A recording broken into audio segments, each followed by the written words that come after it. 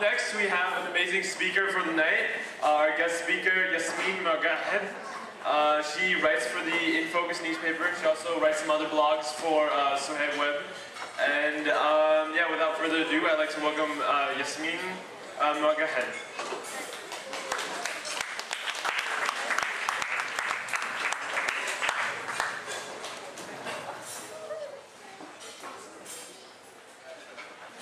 السلام عليكم ورحمة الله وبركاته.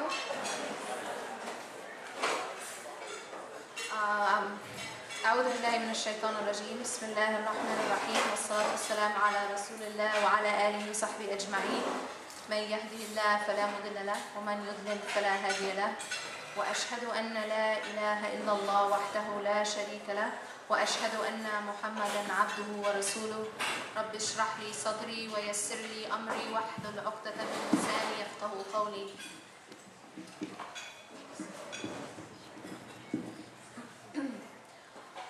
So first I want to congratulate our new believer. Inshallah, may Allah guide him and protect him and us all, inshallah. So when they asked me to speak tonight, my first reaction was to think like that someone else should do it. Like I didn't really think, you know, what do I have to tell you guys? And I didn't really think I was maybe the best person to do this talk. And so then basically when I was preparing for this talk, I looked into the Quran and I realized that there was a section in Surah Al-Hashr, and I felt like this section, the last section of Surah Al-Hashr, was absolutely perfect. It was almost as if it was like a memo for people entering into this type of situation, which is entering into college. And so I thought, you know, I'm not going to come and give you guys some advice from myself. I'm going to come and I'm going to, inshallah, try to convey the advice that Allah subhanahu wa ta'ala gives us in the Quran. Allah says in Surah Al-Hashr, أعوذ بالله من الشيطان الرجيم. I'm starting from verse 18. أعوذ بالله من الشيطان الرجيم.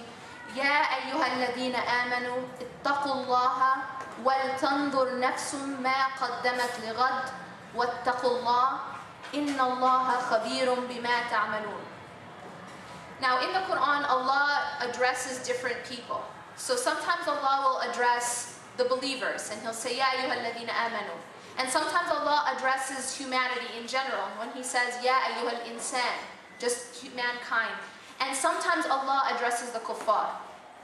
In this ayah, Allah is addressing the believers. So He's addressing us, inshallah.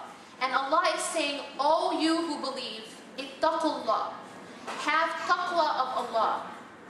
Now taqwa of Allah is fear of Allah, but it's not just fear like you're afraid of a big bully. It's so much deeper than that. It's this feeling of consciousness that Allah is watching you at every single moment. And so why is that befitting for us to think about that when we're entering into this scene, basically, the scene of college? Well, for one, a lot of us are no longer under the radar of our parents when we're in college, right? So they can't necessarily see us. But this reminds us that Allah does see us. And at the same time, we are also entering into an environment which is not the best. It's actually one of the worst environments at times, especially if you're in the dorms. So here Allah is telling us, O you who believe, have taqwa of Allah, have fear, have God consciousness, and realize that He is ever watching you. And then Allah goes to say, وَلْتَنْظُرْ نَفْسٌ مَا قَدَّمَتْ لِغَدٍ. And what this part means is, and let each of you know what they have set forth for tomorrow. Now it's interesting because college is basically all about tomorrow, right? We're here in college and it's kind of like this transitory time where we're preparing for our life in the future, right? We're getting this degree, we're getting these skills, and we're planning for the future, right? But here, this is tomorrow, capital T. Allah is saying, make sure you're planning for the big tomorrow, not just the dunya tomorrow, but the tomorrow that comes in the hereafter. Make sure that you're preparing provisions that you're going to be able to, reap at that time, tomorrow. And then Allah reminds us, wattaqullah. So Allah began the ayah with reminding us to have taqwa. And then He talks about how we should prepare for tomorrow. And this is again the big tomorrow. And then He ends the ayah again reminding us to have taqwa of Allah, to have this God consciousness. For indeed Allah is well acquainted with everything that we're doing. The second ayah, verse 19 says, وَلَا تَكُونُوا كَالَّذِينَ نَسُوا اللَّهَ فَأَنْسَاهُمْ أَنفُسَهُمْ أُولَٰئِكَ هُمُ الْفَاسِقُونَ. Then Allah warns us not to be like those who forgot Allah, so He made them forget their own selves. Now why is that important? Well, a lot of times what happens at this age? What happens a lot of times at this age is something called an identity crisis.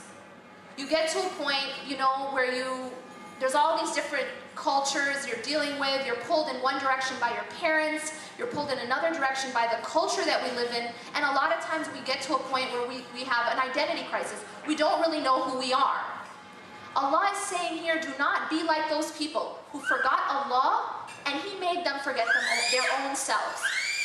So the point here is that this is the lesson we can learn from this ayah. And that lesson is that anybody who forgets Allah, He will make them forget their own selves. So you, and now I'm talking to you and I'm talking to myself. If we forget Allah, we are going to forget who we are. We're going to forget who we really are, and we're going to get into that identity crisis where we really don't know who we are. And it comes as a direct consequence of forgetting about Allah. لا تكونوا كالذين نسوا الله فأنساهم أنفسهم أولئك هم الفاسقون. And Allah describes those people who have forgotten Allah and therefore forgotten their own selves as the rebellious transgressors. So that's a very, very strong term to use. And then the next ayah says, this is verse 20 now. لا يستوي أصحاب النار وأصحاب الجنة أصحاب الجنة هم الفائزون.